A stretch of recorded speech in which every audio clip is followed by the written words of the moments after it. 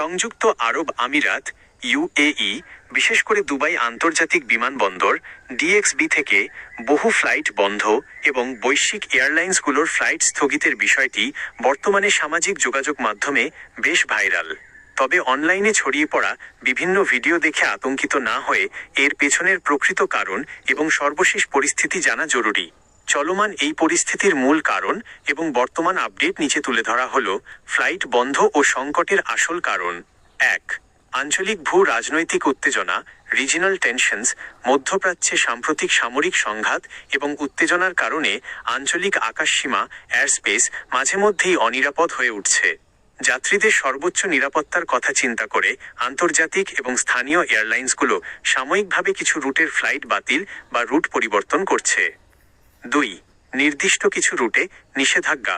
Kuwait এবং Saudi আরবের আভা বিমানবন্দরের মতো নির্দিষ্ট কিছু রুটে ড্রোন বা ক্ষেপণাস্ত্রের হুমকির কারণে এমিরেটস, ইতিহাদ, ফ্লাই দুবাই এবং এয়ার এরাবিয়া তাদের বেশ কিছু শিডিউল ফ্লাইট বাতিল করেছে। ৩. আন্তর্জাতিক এয়ারলাইন্সের দুবাই ফ্লাইট স্থগিত। নিরাপত্তার স্বার্থে বিশ্বের বড় বড় কিছু বিদেশি এয়ারলাইন্স যেমন British Airways, air Canada, Singapore airlines, Cathay Pacific এবং লুফথানসা আগামী আগস্ট, সেপ্টেম্বর বা অক্টোবর পর্যন্ত দুবাই বা আবুধাবিতে তাদের ফ্লাইট অপারেশন সাময়িকভাবে স্থগিত বা সীমিত করার ঘোষণা দিয়েছে। বাংলাদেশের ওপর এর প্রভাব ও বর্তমান পরিস্থিতি। ফ্লাইট বাতিল ও শিডিউল বিপর্যয়।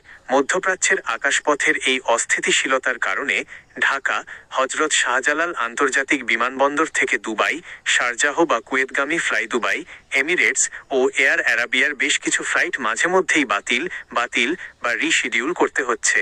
দুবাই বিমানবন্দর পুরোপুরি বন্ধ নয়। সামাজিক যোগাযোগ মাধ্যমের ভিডিওগুলোতে যেভাবে প্রচার করা হচ্ছে, দুবাই বিমানবন্দর সম্পূর্ণ অচল বা বন্ধ নয়। এমিরেটস এবং স্থানীয় বিমান সংস্থাগুলো তাদের গ্লোবাল নেটওয়ার্কের বেশিরভাগ ফ্লাইটই বিকল্প নিরাপদ রুট ব্যবহার করে চালু রেখেছে।